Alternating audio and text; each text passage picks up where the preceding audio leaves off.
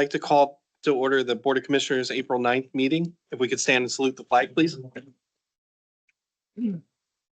Allegiance to the flag of the United States of America and to the republic for which it stands, one nation, under God, indivisible, with liberty and justice for all. Prior to tonight's meeting, we had an executive to discuss legal matters. Next up is citizens to be heard on agenda items. Is there anybody here in the building that would like to be heard for agenda items? Seeing none, is there anyone online, Abby? Okay. Next up, presentation on the hexagonal schoolhouse landscaping proposal. This looks fabulous and I can't wait to see it. Yeah.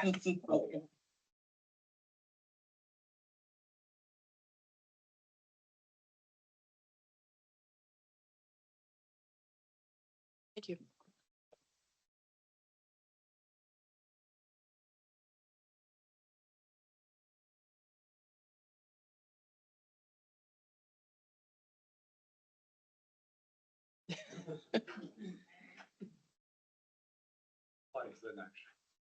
Yeah. Getting there. Okay. Good evening. Hello. Hi, Ann. Hello. My name is Andrew Dan. I am serving the township as chair of the EAC, vice chair of Parks and Rec, and in my other life, I'm a landscape designer. I own Daisy Ann Designs LLC. So to give you some background on how this happened. Abby asked me to take a look at the hexagonal schoolhouse and the garden around it and see if I had any ideas on what we could do to make that a little more attractive. And while I was there, I said, well, we could do more than just the hexagonal schoolhouse to make the area more attractive.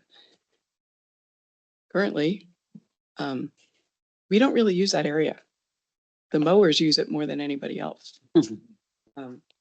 We do the holiday tree lighting. We do the school tours. That's about it. How about if we move the gathering space closer to the hexagonal schoolhouse, make it more accessible to everybody with pathways, get it out of the flood zone, make it a lot more even.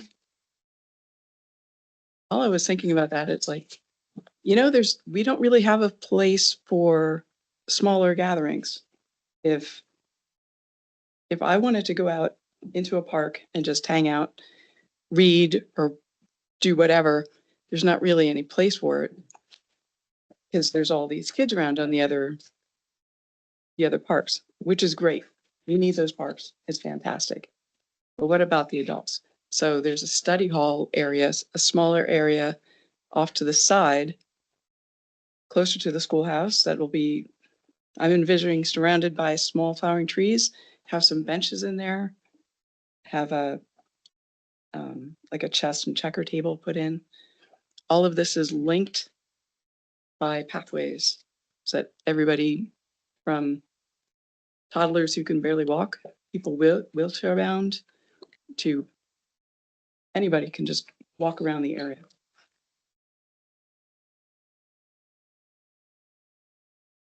So in addition to walking around the area, we can do other things. We can have our artists come in, have exhibits throughout the whole park.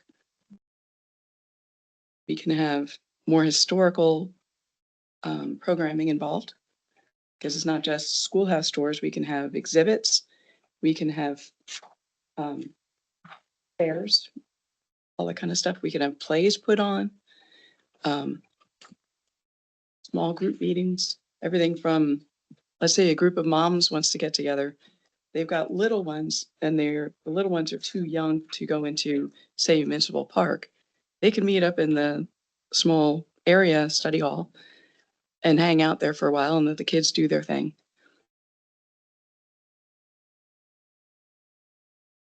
This also includes a way to work with the wet area over towards the east. So I'm proposing turning that area into an expansion of the meadow. We've got the meadow park up the hill here. It's a dry upland meadow. This could be a wetland meadow. It would do two things. Number one, it would take care of the stormwater issues that we have going through that park. And it can also be educational. We can have it planted a little more deliberately than we have the meadow, up the dry meadow. People can walk around it. People can use it as educational. We can have school tours come in. You know, here are these plants. This is great for this wet area. That kind of thing. So this is what I was thinking of for a possibility for what it might look like going down the pathway from this parking lot outside. The hexagonal schoolhouse, okay.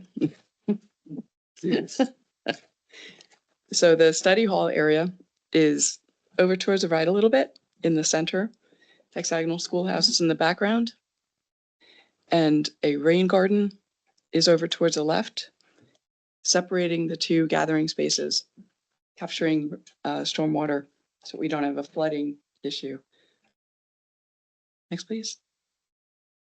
This is a view as if you're standing in the middle of the new meadow, looking out towards the people parts with the Christmas tree, a new Christmas tree over on the right, the bigger gathering space, and a pathway up towards a smaller gathering space. Along these pathways, we can have installations with, let's say, something about this size maybe, with historical facts about the township. We can have a series, we can have one, we can have art installations. There's so much we can do with this space. Here is a view from Joe Carlson walking from right along the Valley Run. And if you're looking across, so the bridge would be over towards the other way as you're looking at this, and then a crosswalk to the park area. This way people can park in Municipal Park, walk over the bridge, have a safer area to cross, and then continue on through the park. I'm envisioning the pathway from that area, from the crosswalk, and then the pathway up towards the people gathering areas to be wide enough for emergency vehicles to get through. Delivering Santa, what have you. That's so far. That's beautiful. I like it. Any questions?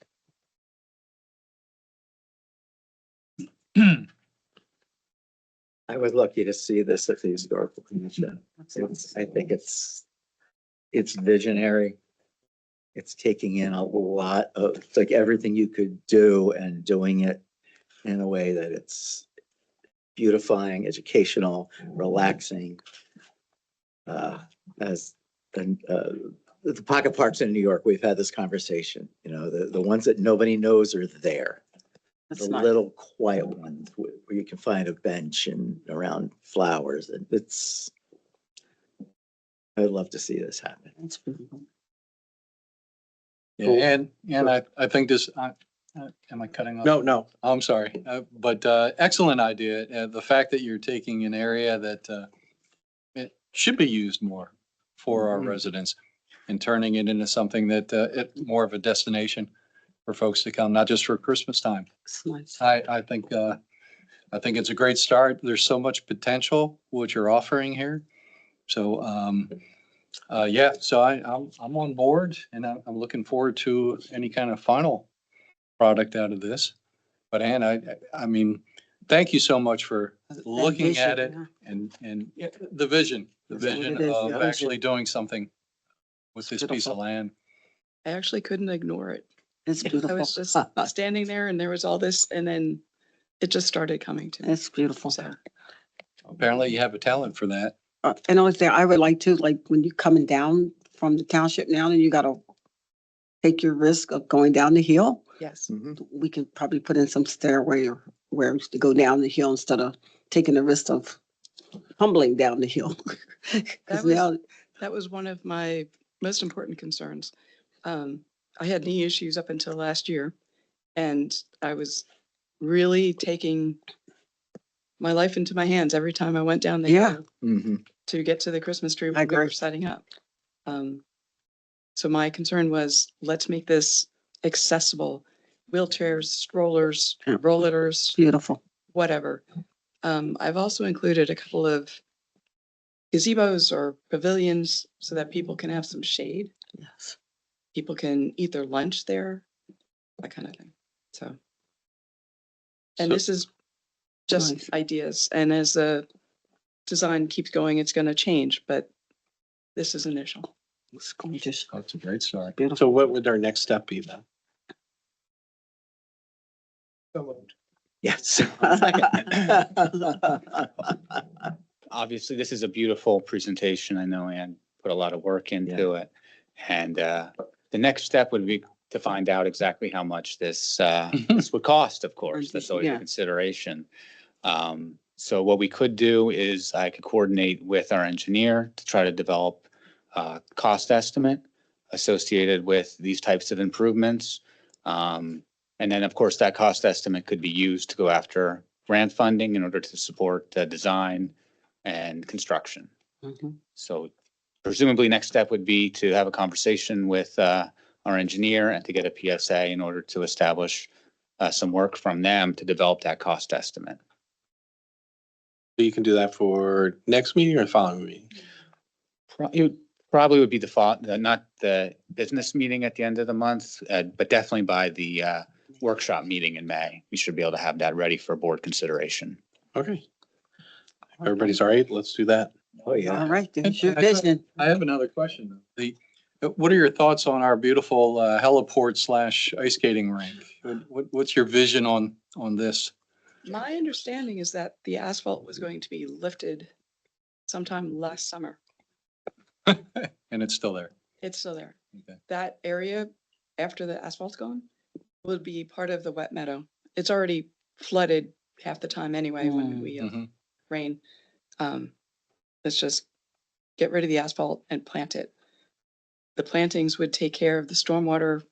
That means it wouldn't go into the little streams or down the valley run, make everything cleaner. Sounds nice. Charges. I do have a question for you and for Abby, and that was, you made the comment about the Christmas tree. Assuming that we would be planning a evergreen of some, so that we don't have to every year come up with a new tree and we just be more sustainable. Yes. The tree that I had in mind is a native. Okay, It's, botanically, it's interesting to me. I'm a botanist by training. So balsam fir, as everybody knows from Christmas tree, there's a related species, Fraser fir, down south, say North Carolina. In between, in West Virginia, there is a tree that's sort of a hybrid of the two. I don't know whether it will grow here because it's a little bit too far closer to sea level, but I would love to see that happen. Wow. I would love to see the park full of native plants. Love it. They take care of themselves.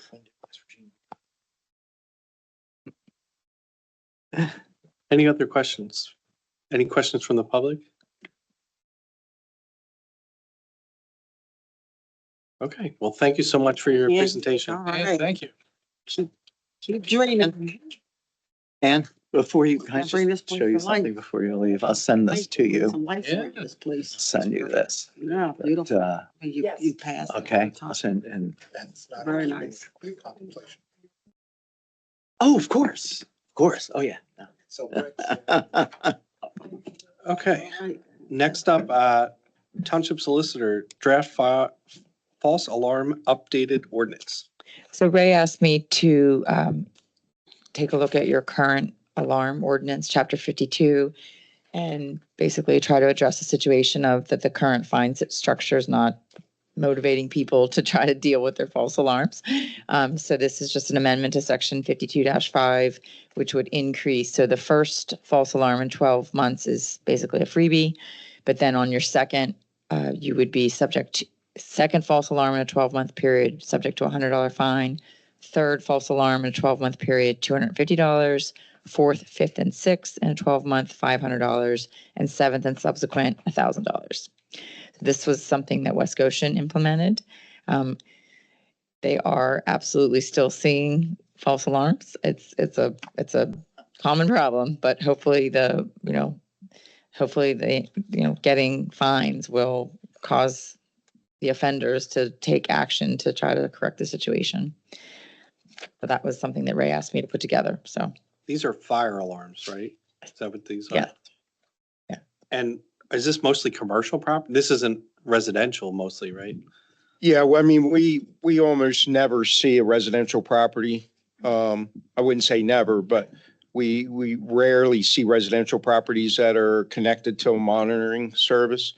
In those cases where we do, it's a random burnt food or, system accidental activation. The other thing I think is important to point out, it's not like a zoning ordinance or anything else. The discretion in here is pretty wide. So as an example, even a commercial property, say they have two, but they are working on it, and they just can't get somebody to come out or they're having difficulties, but they're actively trying to work on it. It definitely gives my office, the discretion to work with them. It's not like I have to, start citing them immediately because, hey, I went this week, next week, they still have the problem, but they haven't been able to have a technician come out. Again, we do that now. What we're seeing as our commercial district increases, as our population increases in the commercial area, that we're having these false alarms more often. Where we see it a lot, and again, is sometimes in institutions. We've had this issue with the school district in the past. We currently have it with CCIU. I've cited CCIU on multiple occasions now over the last 7 or 8 months. The problem is, the citation being $25. It costs more than $25 to respond to the call as soon as we start the fire truck up, quite honestly. And the bigger thing is to point out, it's not just a nuisance. It's not just a burden on the responders. The issue is every time we go respond to that call, we're creating a potential liability, by going lights and sirens. The other thing is if we're tied up trying to investigate this alarm and another incident comes in, it delays our response to that incident. Can I ask, this is just for fire alarms. What about police activity? I mean, aren't they involved at the same time? I mean, the police often respond to the fire alarms as well. But they also respond to burglar alarms, and that's what they're focused on when they go to burglar alarms in these commercial properties. And I assume they're having success with the process that they're in. What we're seeing is that we have some of these commercial properties that we just can't get compliance. Again, it's a little cheaper with our current system. It's again, $25 each instance. I think add the third alarm or fourth alarm. Well, the cost to have a company come out and fix your alarm, your alarm system, if there's a big issue, is a lot more than that. So they'll just take the citation and keep having us dispatched. Yeah. Could you imagine if you impose a fee every time someone called the police and they show up at the same house like 10 times in 1 month, Well, and I could say, again, we could go down a rabbit hole because I could say the same for an ambulance. Right. We have, what we refer to as we're frequently going there. But again, it's just that's part of the business, unfortunately. And this would be part of the business if it wasn't for a fact somebody could fix this. You know what I mean? If they could, some of those people that we go for on a regular basis either have mental health issues or physical issues or health issues. So they can't really rectify that situation. This is a case where people can rectify it. They just choose not to for some reason or other. Thank you. Any other questions? Yeah, Ray, just to piggyback off of Jane, The separation of a security alarm system versus a fire alarm system, is this going to apply to all of the alarm systems? Just fire alarm. Yep. Because I know, small businesses, they have the security system. Sure. Everybody loves to trip those. Police like to show up. Everybody knows their names. Okay, but it would get very expensive on that end. Oh, yeah. It's fire. I totally agree with that. Yep. And again, I want to emphasize again, if, this does give us discretion, which we need. I mean, staff needs the discretion to be able to work with business owners. Again, if they're having a legitimate problem that they're trying to resolve, this will fix the ones that are not trying to resolve the issue. And I can tell you, I guarantee you, if I was being too stiff with the enforcement, you would have business owners sitting in here talking to you about it. The ones that abuse it, that this will help with, are ones that won't come to you because they know they're doing wrong, quite honestly.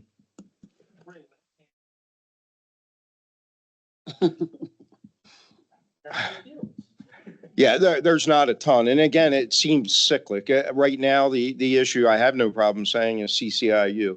They're not resolving issue they have. So, it's the student body are pulling the alarm. So, and it's a repetitive student on a regular basis. So I think we've been there 7 times for that specific. Now, some of them, again, they have a older alarm system. So we've been there for some unknown reason why it activated. We've had times where the school was just not, doing good maintenance, or they needed upgrades and they were dragging their feet. So it's kind of cyclic. The strip malls, every once in a while, some of the strip malls that have sprinkler systems that are attached to their fire alarm system have occasional issues. And usually we can get them in line pretty quick, but it's the ones that abuse the system. Right now, our biggest issue is, quite frankly, CCIU. Thank you. Any other questions? With CCIU, is it pulling the fire alarm? I mean, The majority is pulling the fire alarm. Other times it's just false activation for an unknown reason. okay. Thank you. The alarm still, growing up, it's like never pull the alarm because you're gonna get shot with the blue ink until the nerve does it. Is that still a thing? Yeah, right. It's gonna go in your permanent record. Well, Yeah. believe it or not, the schools, when I first started here, but I've been here a while, don't get me wrong, but actually Coatesville School District had the die on the covers. CCIU does not. If they did, I think every child there would be walking around with blue fingers. Wow. Not a spray. All right, so next step is, Authorized advertisement. are we doing that this evening or? It's up to you guys. It's a discussion item. Yeah, Discussion. so I guess at our next meeting, we'll do the advertisement. Okay. Next up, draft massage license update. So this is also something that came through a conversation with Ray and the chief in terms of you currently have a chapter of your code that we dealt with. I can't remember when we adopted this, but this is to require licensing for massage businesses. And the only change that we're making is the applicant and employees of the business have to have an FBI criminal background check and submit that with the application. So that change is in paragraph on the second page. Pretty much everything that you see is already in the code. We're changing paragraph 11. And I did see a comment from Adam that he wants that to read the same way that on the next page or on page 4, we could deny the permit if the FBI clearance check shows, trying to find the language here.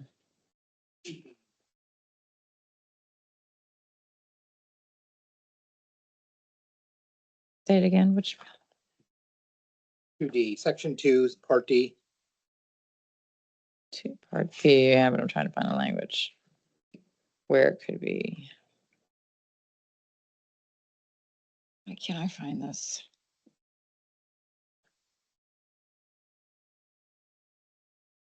So on page 2, the change will be that any owner or the applicant and any employee that will be working at the facility will have to submit this FBI clearance criminal history background check. within, and that check will have to be within 6 months of the day of the application. And then if. Question real quick. I don't mean to interrupt you. Is that ongoing? So as they continue to hire people, they will need FBI clearances for everybody that comes in? Well, I guess we can write it that way. That's not the way it's worded now. I know that, yeah. Yeah, so on our packet on page 15, 19, 19. page 3 of your draft ordinance, it says section 2, just above severability. Yeah, It's section D. The FBI background clearance reveals that an applicant or any business's employees have been convicted of a felony or misdemeanor involving dishonesty, deceit, fraud, theft, sexual offenses, or crimes of violence in the past 10 years. so that's the change, that now it's business owners and the employees, but we haven't talked about having it be that, I mean, I guess we could put the onus on them as they hire new employees to bring that in. I don't know how we go about enforcing that. That becomes a problem, I guess. But I think that would, because the problem is you could hire a whole staff that clears and then Yeah, let yeah, them but all how do you go about, Yeah. I guess it's an annual permit, so. I had talked to the manager about this yesterday, about adding some more language that the facility must maintain a updated list of all owners, applicants, and employees that can be turned over and inspected by staff so that they could go through and make sure that everybody has their fingerprint applications in. Yeah, and I saw that email. I'm happy to do that. I just, from an enforceability standpoint, is that something that you feel like is there the staff to do that? I guess would be a question. I don't want to put it Guess- into an ordinance if we're not going to actually do it and have the staff to be able to do it. Would be If we my had a comment. problem, we have that. Yeah, that's a good point. That's a You good know, point. like if it's an establishment that we're not having a problem at, Yeah, not that we don't enforce, but we don't usually go looking for problems. But if Sure. it becomes a problem that is looking for us, then we would have that in the language to be able to okay. enforce that. So if you could send me that email, what I'll do is I will incorporate the changes that Adam had suggested. If anybody else has other suggestions, we can bring it back to you for your next meeting to decide if you want to move it forward. But the impetus to this was basically to get our police from doing the background to, Now having an FBI check, right? That's right. Just, I think I've had this clarified already, but just want to check again. Say Donna is a licensed massage therapist living in Cowan Township and has a table and does house visits for people who can't get out of the house. Is she, and would that individual, the freelancer, in any way be affected by this? I'm trying to see if there's exemptions. So exemptions in the ordinance today are physicians, surgeons, chiropractors, osteopaths, acupuncturists, or physical therapists who are duly licensed to practice their profession, nurses registered under the laws of the Commonwealth, barbers and beauticians who are duly licensed while engaging in their practice to perform limited massages, hospitals, nursing homes. No, it does not exempt somebody from going. I mean, I don't know how you're dealing with that. I think this is dealing with a brick and mortar Yeah, facility, correct? No. We should probably spell that out. Well, yeah, it is, because massage business is defined as an establishment having a fixed place of business, yeah. Right, so So the license somebody that- requirement is somebody for a fixed place of business, yeah. Right. Yes, Kristen, we're not going to get preempted by the state since they're the ones that run the I thought who wrote certification it? on this. It's just part of No. our business application. that's right. Perfect. Yeah, and when we put this in place, we looked at all of that. Thank you. Sure. Excuse me, I was wondering if we could add the sex offender registry to that profile. Question I wanted to ask was, Chief, wouldn't the FBI background check capture that? It should. With the sex offender registry? Okay, because ours are independent. So we do the FBI fingerprints, criminal, child abuse, and sex offender registry separately. We can add it in case it doesn't. I would add it. Yeah, we'll add it. Thank you, Jane. Okay, And so we have, just to clarify, it's not that we don't want to run these background Just checks wanna by make law. these We can't. We're safe. prohibited by the state police and the FBI conducting them on applicants for businesses. And most of these applicants, at least the ones I saw for this particular business, are all out of state and have lived in multiple states at multiple addresses. And really the only way to determine whether or not they have a criminal history record So run it. is to run it through the FBI because it's a fingerprint-based check. Should mention why. And that sex offender registry is free, Right. through the application. I don't know, Kristen, this is clearly on you. You got to do it. To the chief's point, I think it's worth, he mentioned it's worth, the reason this came back up is because we had resolved an issue that we had in Calhoun Townships, 8 years ago, that appears to start, rearing its ugly head again. So we had an application that we questioned very strenuously. They started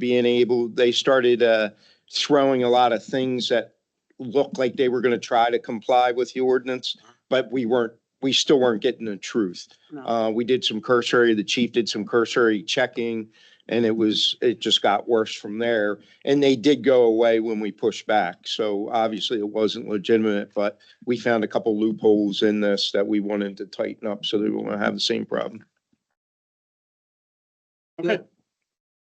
I don't run them away. Before we move on, I have one question about the alarm thing again.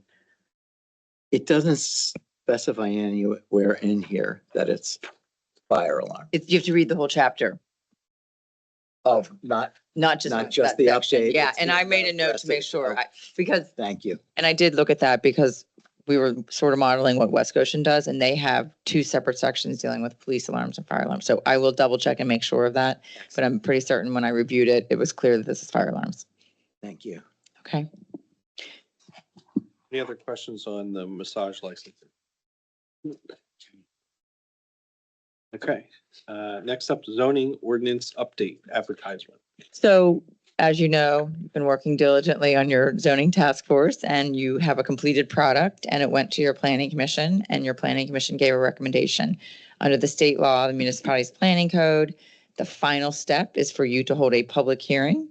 You have to advertise that for 2 consecutive weeks, not less than 30 days and not more than 7 days prior to the hearing.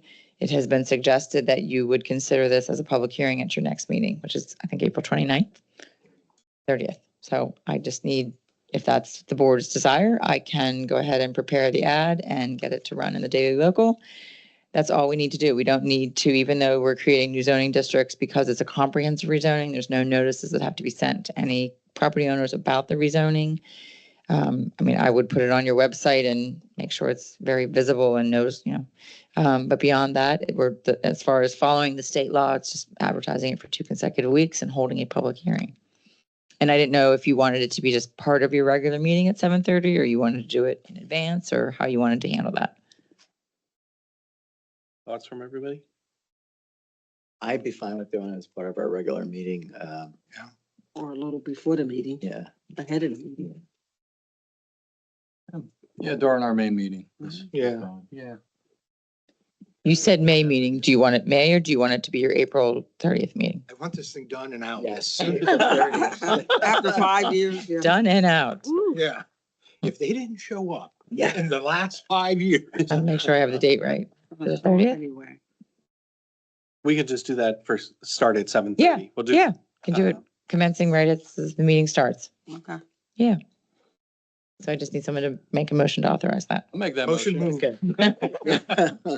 Okay, so we have a motion to authorize advertisement of the Calhoun Township zoning update ordinance made by Commissioner Mullen, second by Commissioner Thomas. Are there any further questions? Any questions from the public? Anyone online? All right, seeing none, all those in favor say aye. Aye. Opposed? Okay, thank you. Thank you. And I guess you want Nancy at that meeting? I think we had run that date by her and she was available. Yes, Okay. and I think she'd like to be there. Yeah. for that.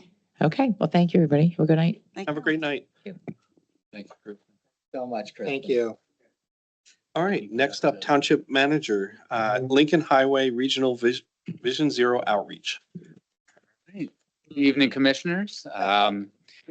Have a couple items here for discussion and a couple action, but the first is the Lincoln Highway Regional Vision Zero project.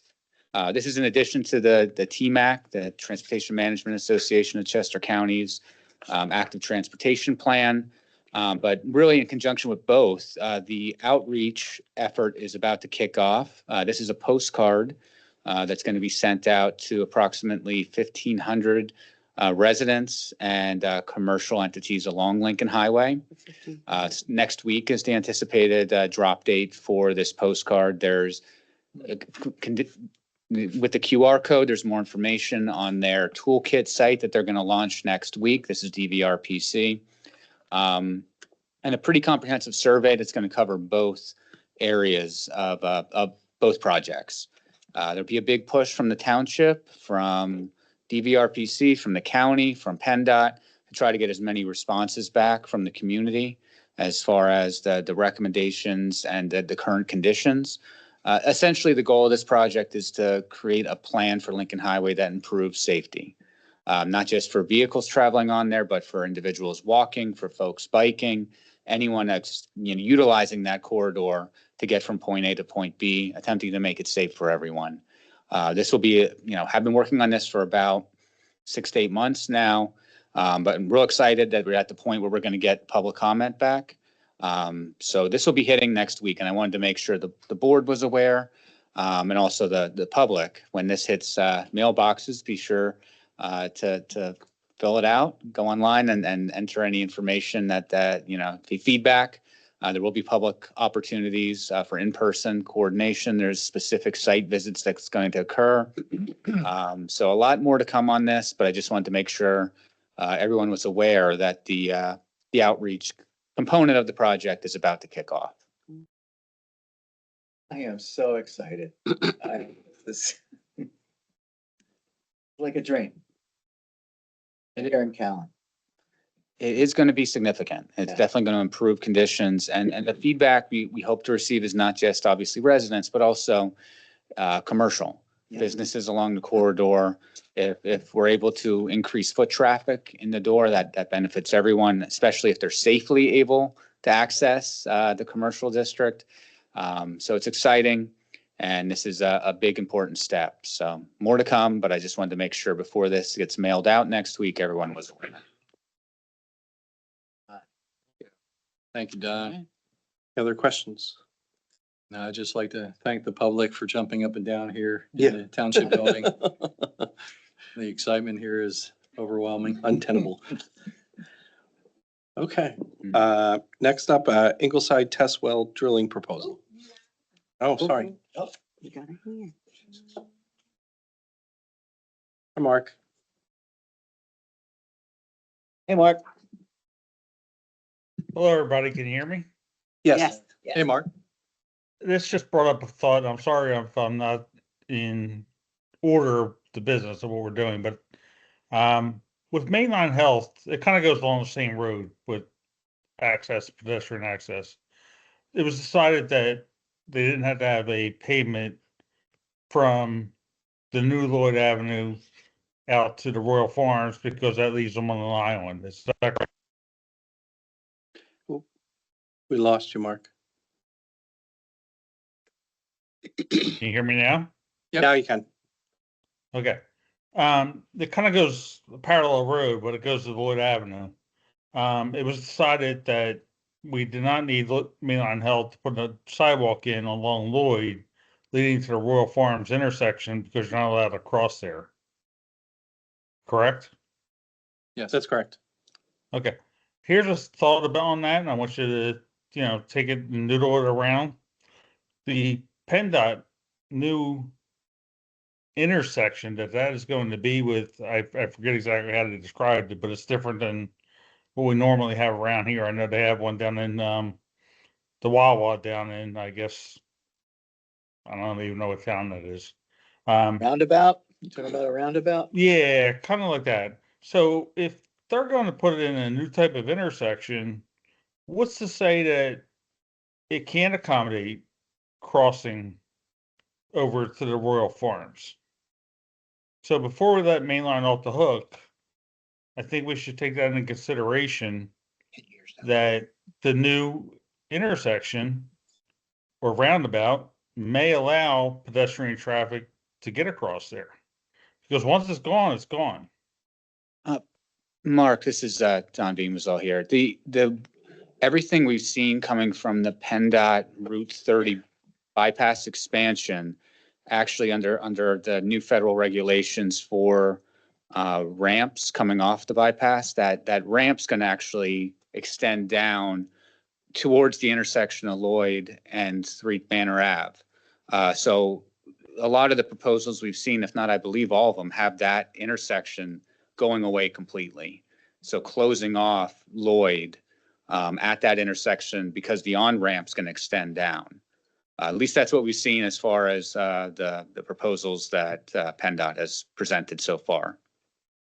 Okay, and there's no signal device or anything like that going to be in there? The intersection would be from as far as to the west on Lloyd Ave. It would just be the ramp. There'd be no entrance onto Lloyd Ave at that location. It would continue down along the frontage of Manor Ave to that new intersection with Geo Carlson, and that's where individuals would be able to use a right turn lane in order to take the new extension towards Lloyd Ave at that point. So it'd be an entirely new traffic movement, and there would not be access for any crosswalk because there would no longer be a road there. Okay, I just have relatives who live in the woods of Rock Raymond. And instead of getting my car there, I can ride my bike there in 5 minutes, but taking your bike on Lloyd Avenue across 322 is taking your life in your hands. Yes, it is. Well, soon you'll be able to just Taking go right your car across through the Lloyd. intersection is a life in your hands. Thank you, Mark. All right, just wanted to check. Thank you. Any other hands raised before I? Okay. Ingleside test well drilling. Thank you, commissioners. Included in your packet is a memo from the Ms. Shannon from Ingleside Golf Club. As we're aware, water is very important for grass to grow. And the pond that feeds the irrigation system at Ingleside, for unknown reasons, has not been replenishing as much as it used to be. This is in part due to a series of droughts that we've had. Also, there seems to be, it was primarily fed through a number of springs and stormwater. We suspect there may have been some change in the stormwater that would replenish the pond. So seasonally, it gets low. And Nicole, please feel free to jump in and correct me if I speak out of turn. But currently, the solution has been to rent a pump and essentially pump water from the lower ponds that then feeds into the upper irrigation pond. There is not an irrigation system tied directly into the lower ponds anymore. My understanding is that was damaged during the hurricane and removed. So the pump runs through the irrigation system to replenish the upper pond, which then feeds back into the irrigation system that service all the sprinkler heads and keep the greens in healthy conditions. Challenge with that is it's very expensive to rent that pump. Also, the pumping system and the way the irrigation process works is all the sediment that is, you try to capture as much as you can, but there is some sediment that gets into the general irrigation. There's not a direct line up to the upper pond. It has to feed through the entire network, get it pressurized, and then empty into the upper pond in order to feed irrigation. That can damage the system, especially new sprinkler heads that were purchased and things of that sort. The alternative to that, another option that was explored, is public water. PA American does, we could always feed that pond with public water. As we all know, the public water system is not cheap, and that would be, for a property of 200 some acres, would be a very expensive endeavor in which to replenish that pond on a seemingly daily basis in order to continue to make sure the greens are kept in good shape. One option that is being explored and is on the agenda for this evening is to essentially drill a well and have that well in a direct location to the upper pond that feeds the irrigation system supply water directly from the aquifer. The proposal that's in front of you is for test wells. Essentially, they would come out and drill test wells at that location to see what the depth of the aquifer, how deep they would need to go in order to have a steady supply of consistent water They would do 3 test drills. If they're not successful on the first, they would do a second. Not successful on the second, they would do a third. That does not include the cost of the actual well installation. That would be dependent upon how deep they have to go. If it's 75 foot, 100 foot, 150, 200, that would change the actual cost of that well installation. So that would be a separate, quote that would be received following the test well. Am I leaving anything out regarding the? No, when I had them on property, they were pretty confident that they'll find water. We do, like he mentioned, we do have springs that pop up on that side of the golf course. Just not in convenient enough spots to lead right into the pond, of course. The other thing is that the transfer pump that we do rent to transfer water from one pond to another is about $2,000 a week, $2,000 a week. It takes about a week to fill the pond up. And we would probably do that 5 to 6 times, maybe more, depending on the rain, a year. Yeah, unfortunately, they removed the pump that was a permanent fixture there. And the rental, it's a very large diesel pump that $2,000 a week does not include the fuel to feed it, the diesel. So it's all around expensive to maintain it. Whereas if we were to just put a well in and then just be able to feed it naturally for forever. So question, when we purchased the property, it was connected to Pennsylvania American. Is it not now? It is. We just don't have the valve. We just keep the valve closed. Okay, I've never. but it is an option. It is, yeah. Okay, Filling the pond that way is an option. okay. I'm guessing that's an expensive option. I don't want to know. Yeah. We could try to calculate it. I don't know if there's a different rate for irrigation. I think they mentioned there might be, but I don't think it's a whole lot better or might be worse. Just as because we used it as a fail safe. Emergency wise, yes, it does exist. Okay. They actually closed it it goes on North Bailey Road. They did cut it. I had them dig it back up in the middle of the road and fix it last year, I believe. Okay. And they did that for free because they weren't supposed to. Okay. So, but it is hooked back up. Yeah. Any questions from the board? So it's listed as a discussion item, so it's up at our next meeting. This would be an action item if the board would like for consideration at the April 30th meeting. Yes. Okay. I do have one just for clarification. The first bid is 3 test wells. If obviously there's positive pressure off the first one and they're getting. The other 2 are unnecessary. And would it be possible to find out what the cost would be to connect to PAWC and PAW? Yeah. Just a rough estimate cost compared to, so we can see a savings. before- So yeah, yes, I can definitely have that for you. I will put together the volume of the pond and the cost of on the meter. Yeah, so I can do that for you for sure. It may help to justify the difference. Of course. Yeah. Because the pump is costing $8,000 a month. That's less than the price of a well, Yeah, the pump is not, it's unfortunately, it's almost 3,000 feet from one pond to the other. And it's uphill most of it. Transferring it. So that pump is massive. It's incredibly loud as well. And we run it, 12 hours a day. Starting at 7 a.m. Sorry, the links. That's not including electrical. Yeah, That also, the cost of that as well, And it's unsightly. and noisy. So, The chief had a great suggestion. We have a fire truck that we could use to pump that water. you still gotta pay for the water.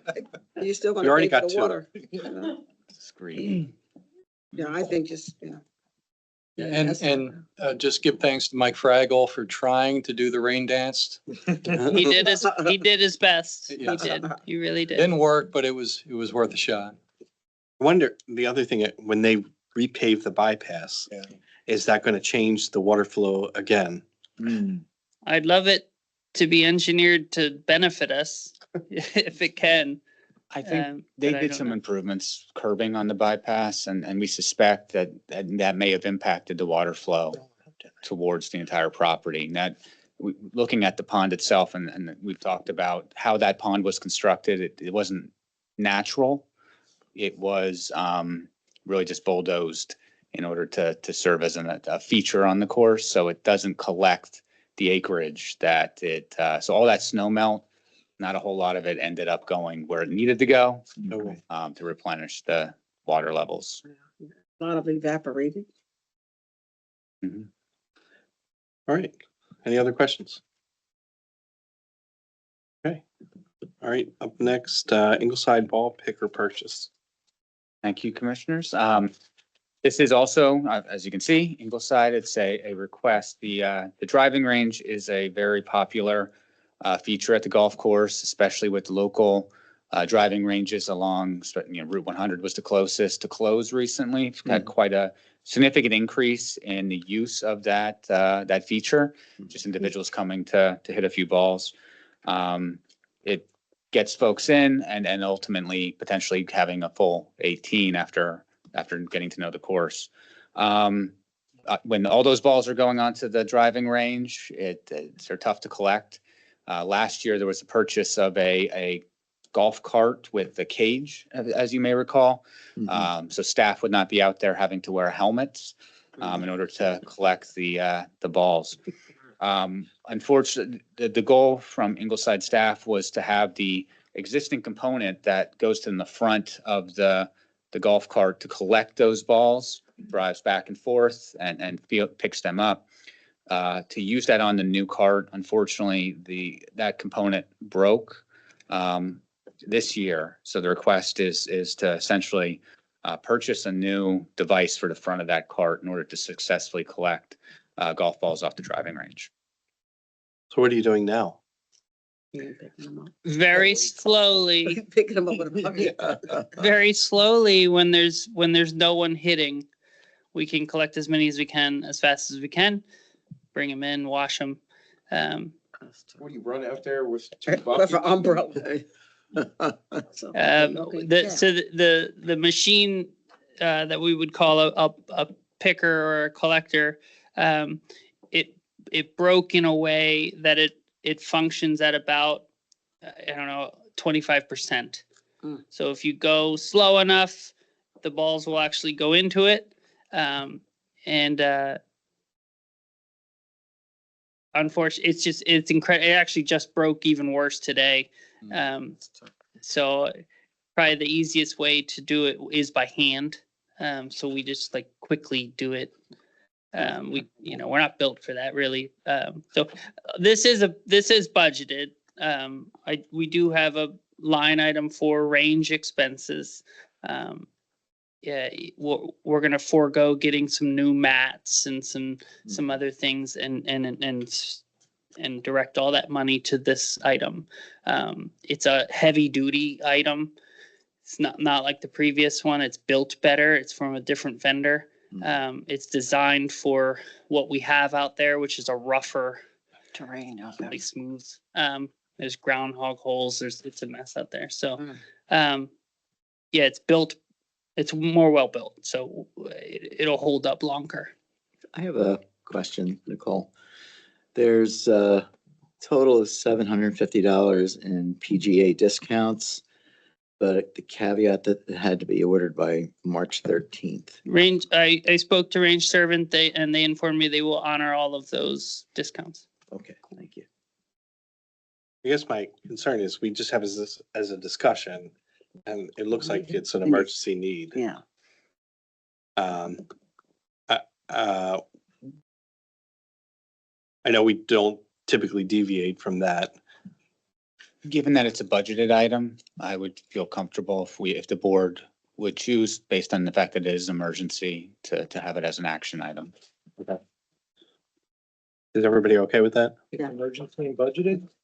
It beats getting interns. Yeah. it does. Considering our next meeting is 3 weeks away. Yeah. And the golf season is up and running. and We're we need to- a full go. How Yeah. soon can you get it? My guess is that it's being shipped from Georgia. They're probably already assembled. I don't have an estimate from them, but I would guess 3 to 4 weeks. Wow, Okay. we gotta move fast. Yeah, because if we wait 3 more weeks, then you're 6 to Season 7 is gonna weeks be up. before you see it. June, yeah.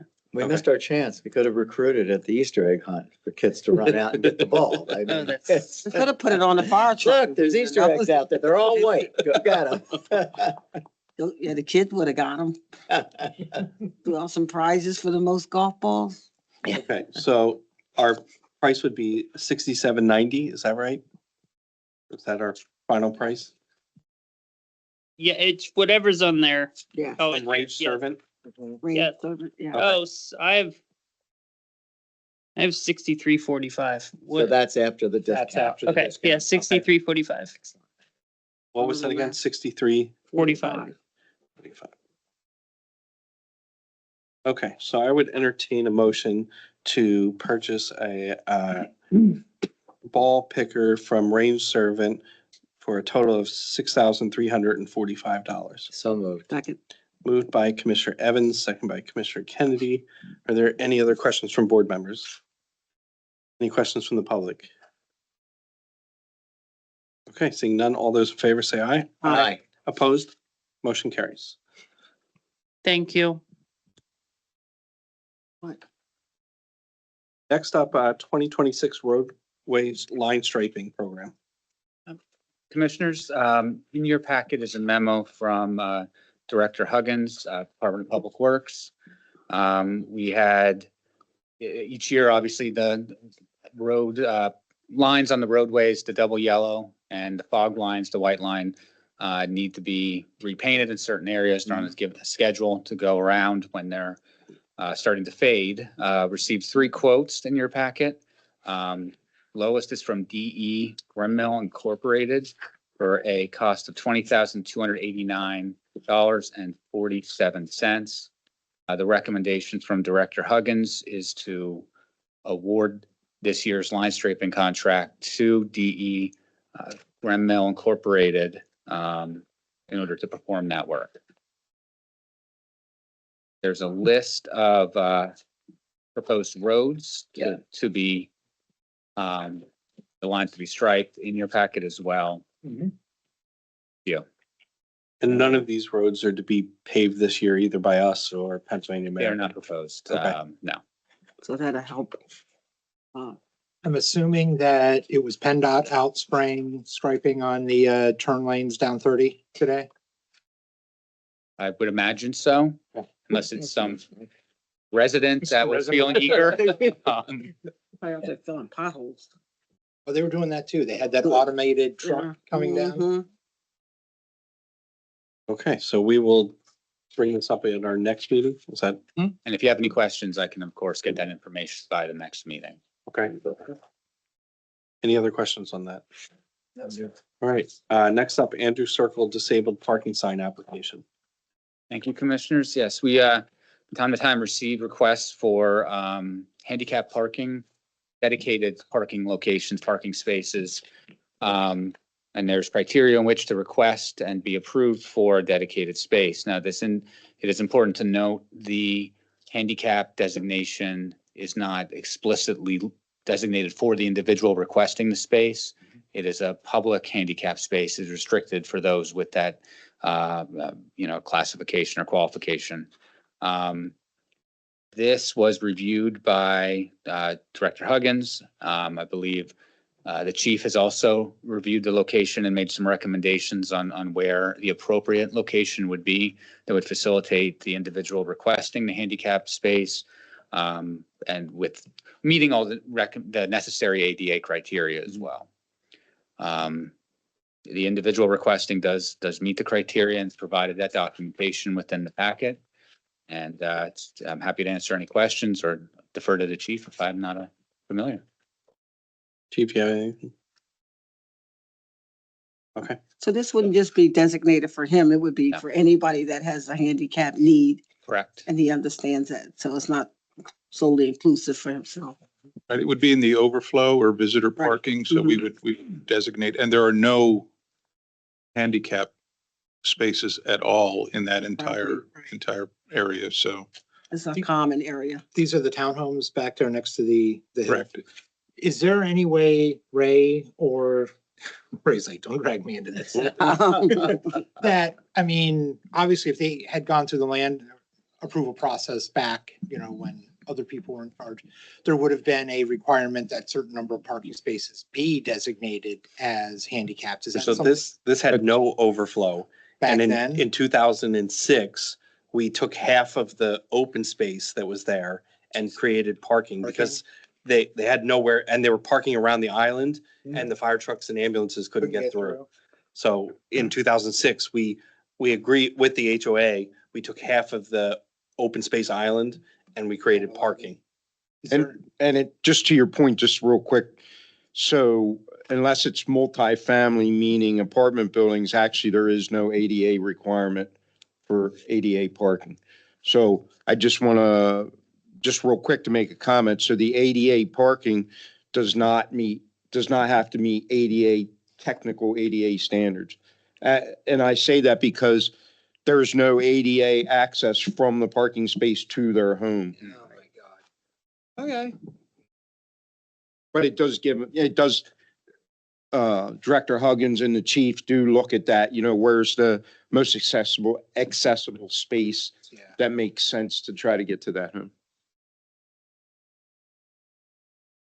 Any other questions? Okay, we'll deal with this at the next meeting then. Next up, Callan Meeting House lease agreement. Thank you, Commissioners. As we discussed at board meetings before, the Friends, the Quaker Meeting House up on Kings Highway had approached the township about a year and a half ago to see if there was interest in having that property conveyed to the township. The process to convey property, especially from a religious, is fairly complex. It involves the Attorney General's office signing off on the conveyance and then having the county courts sign off. Currently, we've received approval from the Attorney General of Pennsylvania and are waiting for it to be scheduled with the county courts. That process could take anywhere between a couple months to half a year in order to make it through the court system. In the meantime, the owners of the Quaker Meeting House have reached out to see if the township would be interested in establishing a lease to maintain that property, with the understanding it will be conveyed presumably sometime this year. We do have several events planned and we are coordinating with them. It is the 300th anniversary of that property. If we have a lease agreement with them, we would be able to obviously have those events with the proper insurance liability, things of that sort, much easier. And the lease itself would terminate as soon as the county signs off on that property being conveyed. At this point, there's working with the solicitor camp to draft a appropriate lease agreement. I think it was 3 pages. It was very concise, especially given the short-term nature of the agreement for the course of what could amount to 3 months up to, 6 or 8 months. So unless, presumably would not last for an entire year. Okay. Sounds good. Any questions? How fast can we get it done? It's coming. Okay, so we'll revisit that at our next meeting. Next up, farmhouse floor restoration proposal. All right, thank you, Commissioners. This proposal, and this is a proposal from the Friends of the Spackman Davis Farm in order to have a joint venture with the township to restore floorboards at the farmhouse. And I believe we have Chair of the Callan Township Historical Commission here this evening to say a few words regarding this proposal. Good evening, Board of Commissioners. Good evening. Donna DePrinzio, Friends of Spackman Davis Farm Board Member and Historical Commission Chair. Last night, the Friends of Spackman Davis Farm held our annual meeting. Among many things discussed was the quote from Mark Slough and the possibility of entering into a joint contract with the township. We voted unanimously in favor of allocating funds not to exceed $3,300 for Phase 1 of the farmhouse floor project. We are also all in on a joint contract with the township should the Board of Commissioners approve. The Friends of Spackman Davis Farm nonprofit was created for projects like this. Restoring floors in the old farmhouse is a great first step. Thank you. Thank you. You. Yeah. You. So as was referenced, what the proposal would entail for consideration would be a joint contract. The Friends of Spackman Davis Farm were formed a nonprofit entity to raise funds to help with the restoration and rehabilitation of that facility. I know we have the Kings Highway Park Task Force. We're looking to open that up to the public. But in order to do so, when the time comes, going after grants, which is a little bit later tonight, we'll talk about that. We need to make sure that building's safe and secure. We did have Mark Slough out. He's a local historian and historic architect, well-known throughout the county, who provided the quote that is also included in your packet. And the proposal essentially, as this is the first time the Friends Group would be providing funds in a joint venture with the township, is to establish a contractual arrangement where the Friends Group is committed to paying for the work. The township would be committed to inspecting the work and making sure it is done correctly and safely.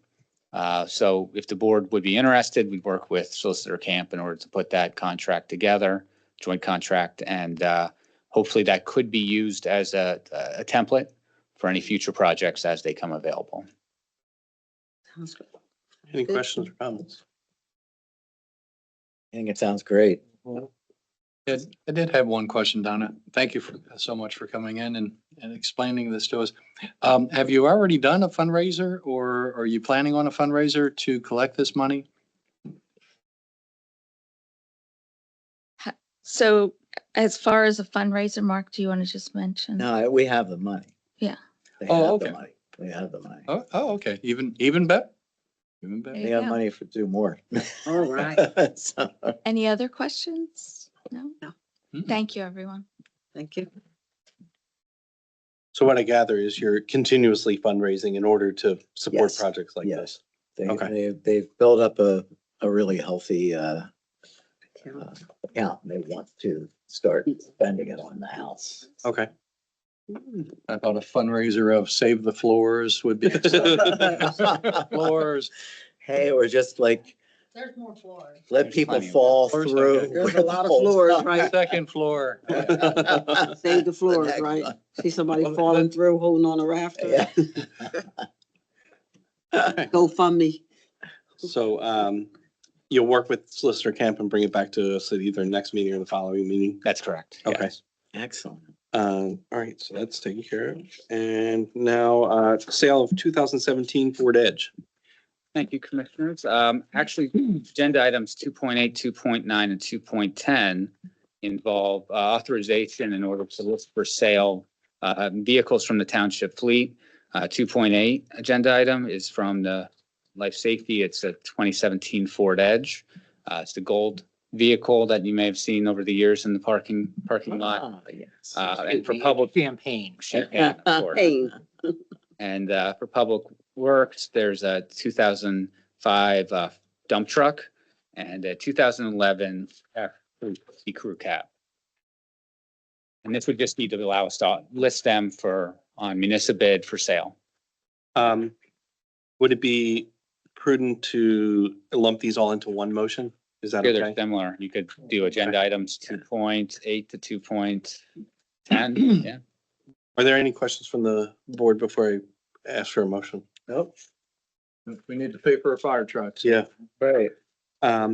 So I would entertain a motion to authorize staff to list the 2017 Ford Edge, the 2005 Freightliner dump truck, and the 2011 F-350 for sale on municipal bid. So moved. Second. So moved by Commissioner Evans, second by Commissioner Thomas. Any further questions or comments? Any questions from the public? Seeing none, all those in favor say aye. Aye. Opposed?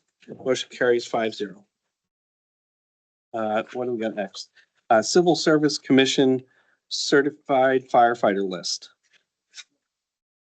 This I will defer to the Chair of the Civil Service Commission and Director Stackhouse. Yes, good evening, Commissioners. George March, the current Chair of the Civil Service Commission. George. Thank you for the invitation to speak to you this evening, and thank you for such a great day. Yeah. The rules of the Calhoun Township Civil Service Commission were amended in the past year to include firefighters in there in addition to what was originally only applying to police officers. So there are part-time firefighters and coordinating through Mr. Stackhouse, a proper notice was announced that a selection process would begin, or a application process should begin, I should say, for firefighter positions. And there were 5, 6, 7, 8 applicants for that. And the testing of those folks resulted in an unofficial list being provided by Mr. Stackhouse for 5 individuals who were applicants who passed the necessary tests at the proper levels to be considered. 3 of those failed one or the other of the application processes. So on March 24th, a meeting of the Civil Service Commission was held to consider the unofficial list. And that evening, there was an executive session where many questions were asked of Mr. Stackhouse about how the process had been conducted and how it had resulted in 3 individuals not being approved or not passing the testing. And so there was a eligibility list, unofficial, that was considered by the Civil Service Commission, and a motion was had and properly passed and unanimously approved to make the unofficial list official list that would be provided to the Calhoun Township Commissioners for their consideration for future hiring. So, Mr. Stackhouse, any comments? No, sir. Thank you. So I believe that we had the meeting on the March 24th, the Civil Service Commission, I believe it was on March 26th, that the Calhoun Township Commissioners met. And I'm assuming that list was considered at that time, and there's an action item this evening here, as I understand it, for approval of that list, unofficial list, to become official. Mr. Marsh, actually, both of those things were being asked tonight for the board to acknowledge the list that you presented to them, Yes. that we presented to them. And then there's a separate request asking for a motion to allow us to fill positions. Yes. So it will be formal adoption of the list, and then with your consideration of passing the formal adoption of that, then the next item would be for part-time firefighter conditional offers, which Mr. Stackhouse could explain. Okay. Well, thank you for your work. Yes. You're quite welcome. Thank you, George. Thank you. Thank you, George. So first up is 2.11, which would be a motion to approve the Civil Service Commission Certified Firefighter List as presented. So moved. Second. Um, Figure that one out. Motion made by Commissioner Evans, second by Commissioner Mullen. Any questions or comments on the list? Seeing none, all those in favor say aye. Aye. Opposed? Motion carries 5-0. Next up is 2.12, the part-time firefighter conditional offers. Ray, do you want to say? Yeah, Commissioners, thank you. After, as Chairman Marsh mentioned, after the Civil Service Commission certified the list, I drafted a memo to you requesting consideration to fill vacancies for 3 additional part-time staff. Mhm. And presented 3 names to the commissioners off of that certified list. One being Benjamin Watson, one being Zach Griffiths, and one being Jonathan Simpson for consideration. All of them have, complied with the civil service rules. They actually, all 3 ranked 1, 2, and 3 respectively on that list. And background checks had been, completed, and they all have checked out so far. The motion would be a request to do extend conditional offers contingent on passing physical and drug testing. Question, are any of these people currently volunteers at the, No. okay. Any questions from the rest of the board? No questions. Okay, so I will entertain a motion to authorize Director of Building and Life Safety to extend conditional offers of employment to Benjamin Watson, Zach Griffith, and Jonathan Simpson, conditioned on passing a physical and drug test. So moved. Second. Moved by Commissioner Thomas, second by Commissioner Evans. Any other questions? Seeing none, all those in favor say aye. Aye. Opposed? Motion carries 5-0. Thank you. Congratulations. I have one question that, as I was saying, so moved, popped into my head. Do any of these firefighters live in Count Township? No, actually, 2 of them are from out of county. One's from Lancaster, one's from the Lehigh area, Uh-huh. and then one is from Westchester. Okay. Any other questions? From that far. What a Okay. far out. Next up, we got resolutions. Resolution 2026-13, Kings Highway Park Grant Resolution for Chester County. Thank you, Commissioner Young. There's 2 resolutions, 3.1 and 3.2, Resolution 2026-13 and Resolution 2026-14 are related to grant applications. The township is working on to support activities up at the Spackman Davis Farm, Kings Highway Park project. The task force met for better part of a year, putting together various designs, concept plans, and cost estimates to make improvements to that property in order to open it up to the public as a true park. Following the last task force meeting, there was consensus to go after grant funding to support the construction of parking areas, some trail connections, and the driveway improvements for the cell phone lot up on the south side of Kings Highway. The first resolution is both are conditioned. In order to submit the applications, we need a resolution from the board. In order to do so, the first one is to Chester County. And this is for the Preservation Partnership Grant. That is due at the end of this month. Mhm. And it's the max amount we can go after for that is $250,000, which we intend to request a full amount. And then the DCD Greenways Grant is also $250,000. And we would like to request the same full max amount in order to cover the project. Total project cost is approximately $650,000. With the additional, we're still waiting for the final quotes back on the driveway extensions for the cell phone lot. That could double up it a little more, but we also, at the end of May, will be going after a DCNR grant. So at the May workshop meeting, there'll be another resolution for the DCNR C2P2 Community Conservation Partnership Program Grant Fund in order to support improvements. So hopefully, if we get all the funds, we'll be able to cover those improvements fully without township expense. Awesome. Excellent. Oh, and we need to take these separately because they're That would be good for the, appreciated. okay. All right, so was there any questions before I ask for a motion? Okay, I'll entertain a motion to approve resolution 2026-13, authorizing staff to apply for Reservation Partnership Grant. So moved. From Jessica. be Mark. Be Mark. So moved. Is there a second? Moved by Commissioner Mullen, second by Commissioner Thomas. Any further questions or comments? All those in favor say aye. Aye. Opposed, motion carries 5-0. And then we'll take the next one, entertain a motion to approve Resolution 2026-14, authorizing staff to apply for a Greenway, Trails, and Recreation Grant through Pennsylvania Department of Community and Economic Development. So moved.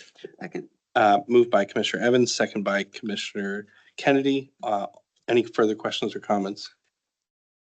All right, all those in favor say aye. Aye. Motion carries 5-0. Next up is Resolution 2026-15, Local Government Week. Thank you, commissioners. This is each year, annually, Pennsylvania establishes a local government week in order to celebrate and acknowledge the work done by local governments throughout the Commonwealth. We do quite a bit in this building and throughout the community. And the week of April 19th has been set aside in 2026 in order to acknowledge all the hard work of the staff within this building and out and about throughout the community to keep Callan Township safe and secure. This resolution just acknowledges and the work that's being done and designates that week as local government week. I want to celebrate our staff every day, but this week will do. Any other questions or comments? Get it week. All right, I will entertain a motion to approve Resolution 2026-15, declaring April 20th to April 24th, 2026 as Local Government Week. So moved. Second.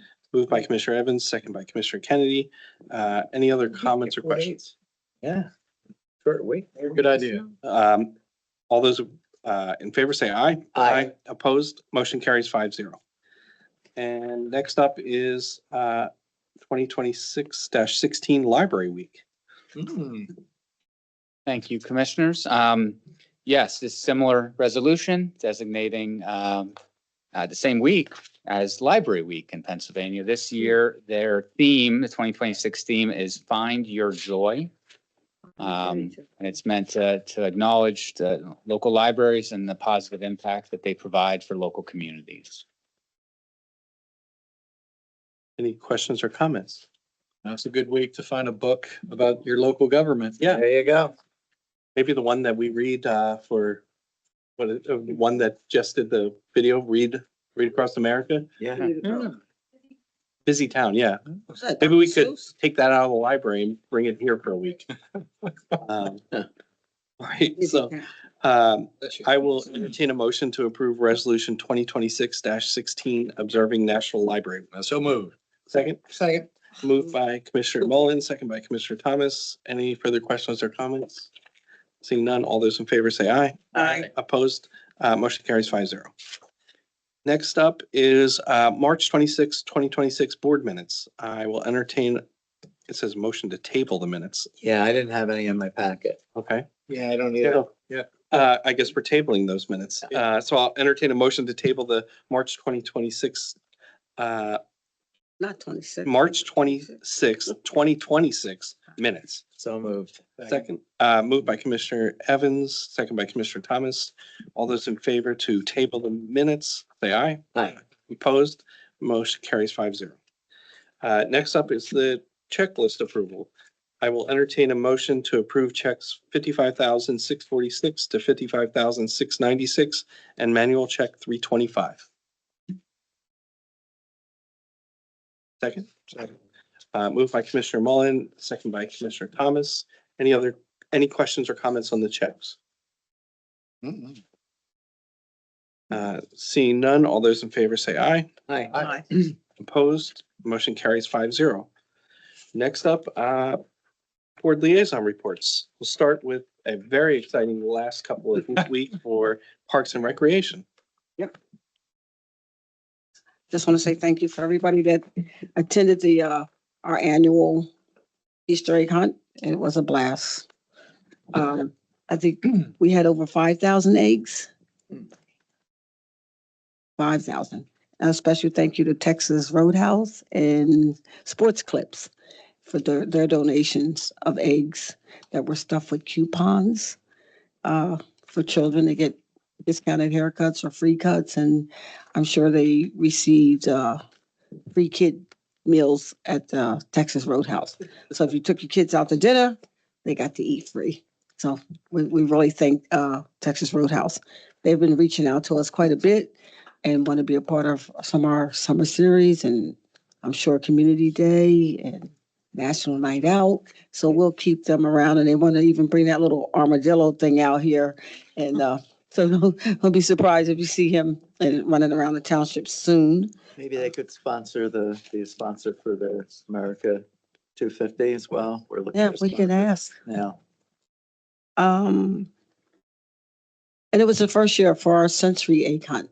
And I think it went over well. Yeah. And we were able to designate a special time and location for children with special needs and sensory issues to come and have their special time to have their Easter egg hunt without the loud noises and the big crowds. So that was great. And I think each year you'll see it improve and more people will be aware of it, and we'll continue to make that a special time in our program as we plan other events to make sure all children are included in all our events and activities. Our cleanup weekend, it went well. Did we collect, how many bags was it? I forget. But there were old tires and couches and lamps and shoes and boots and you name it. And there was a lot of people that went into half a basketball with snake eggs. So, and that's something that we want to always do, not just during this time, but throughout the year.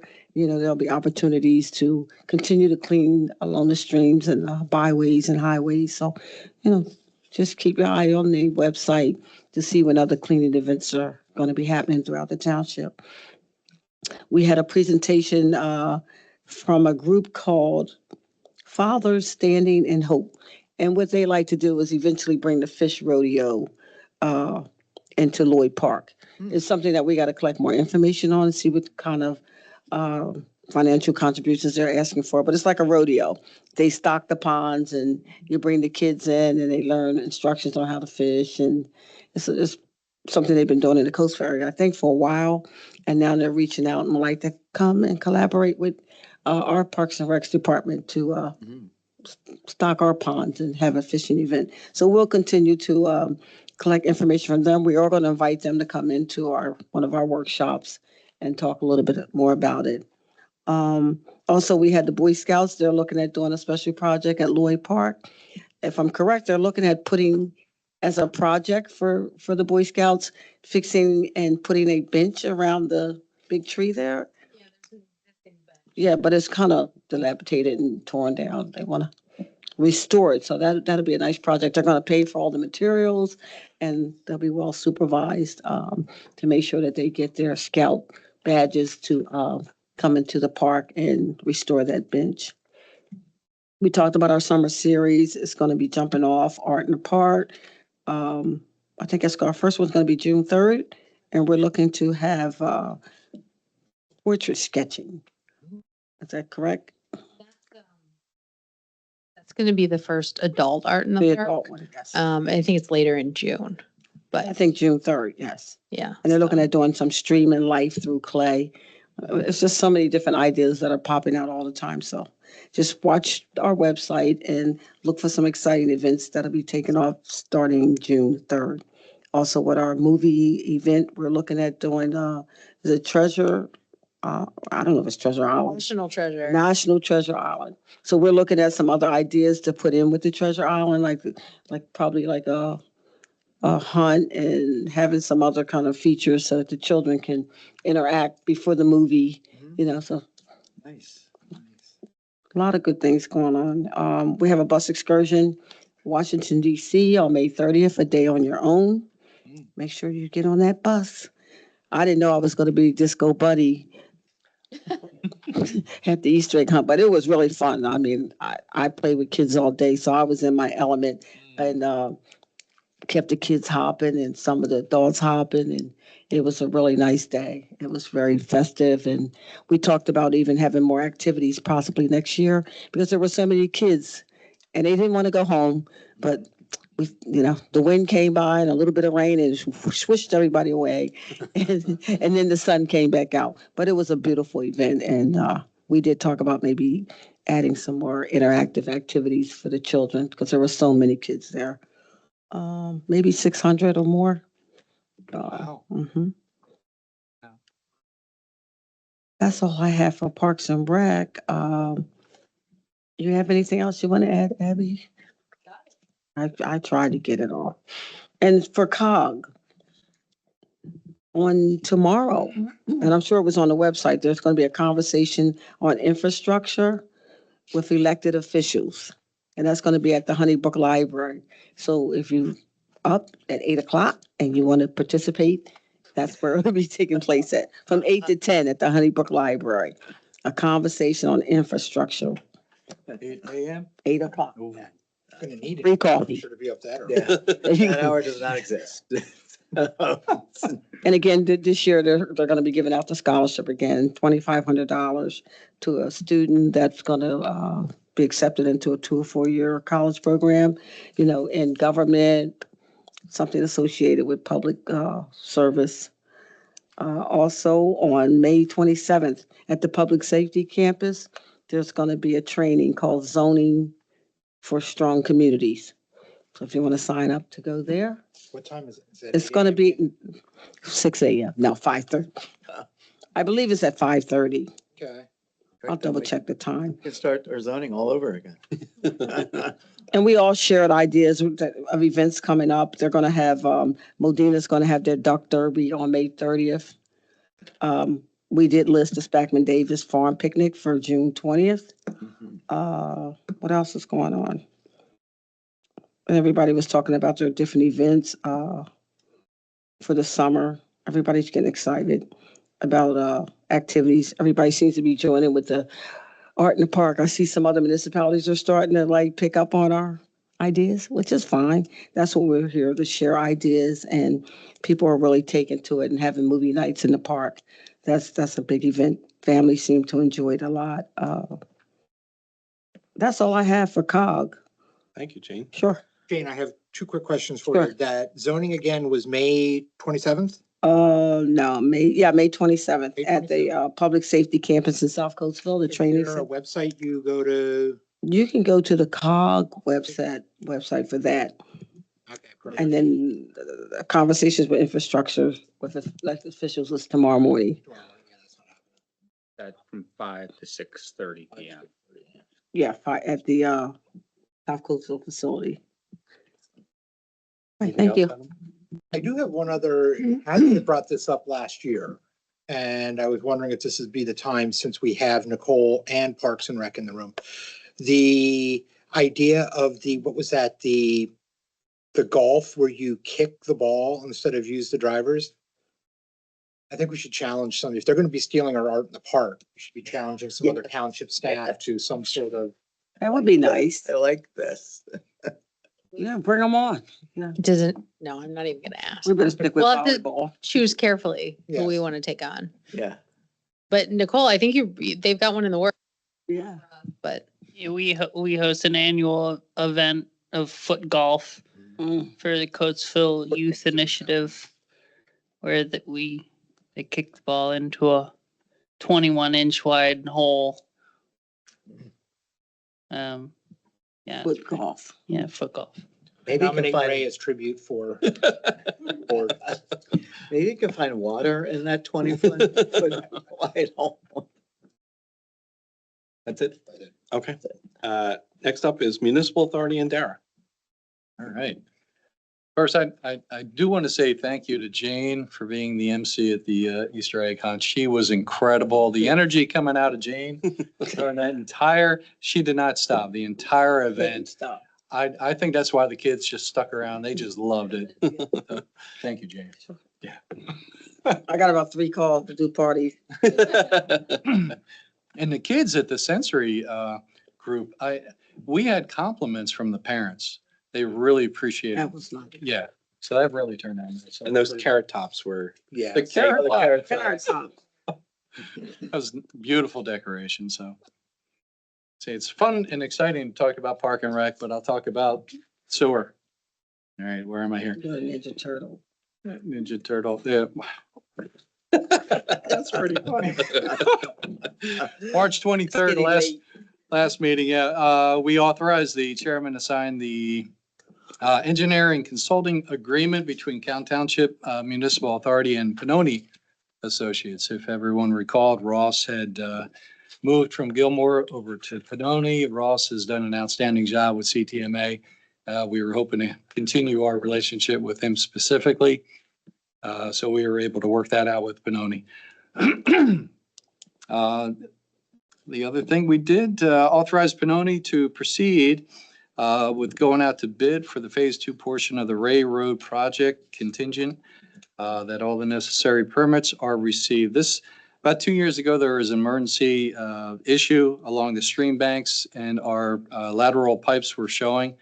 Of course, that's an issue. So we have been working on this, and the second part of this phase is to, I believe, lower the pipes so it's underneath the stream banks.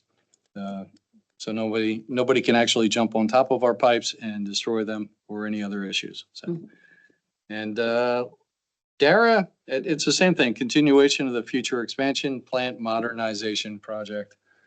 They are still working on that, and hopefully we'll have more capacity at some point. Excellent. Was that boring? Was that exciting?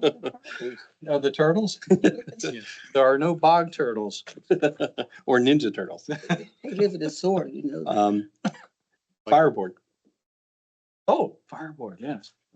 It was a quick meeting. We just got together, just confirming that we had the township agreement signed. And then we talked about how excited they are for the new fire truck to show up within the next month. I believe it's already up here in PA. Yeah. Okay. Yeah, so what's the status there, Ray? Okay. Okay. I'll have more at the next meeting. We're a lot of coordination to try to get the lettering, try to get the equipment mounted and try to get it in service. So we're actively trying to coordinate, so I'll have more information here soon for you, hopefully. Okay, good. Yeah. I thought I saw it today. I was wrong, but that was a fine looking fire truck I saw. It was up at the Giant. It was yellow. I was like, is that our new truck? Yellowish green or something. It's cool. Is that what color ours is? Yellow, The white. white? Well, at the fire board meeting, everyone was jumping up and down. Okay, Okay. Or stop, drop and roll. that's it. That was it. Thank you. Okay. Historical Commission. Commission is busy as always. Our last meeting, we got organized on our schoolhouse tours, who's doing what and when, and planning for the last tour of the year to have everybody there. And one, talked about the Parksburg group meeting that we had. Went a little deeper into the June 18th town tour and village walk at the meeting house 2 days before the June 20th picnic at Spackman Davis Farm. But you know, this is a group that does not shy away. So everyone's pretty excited.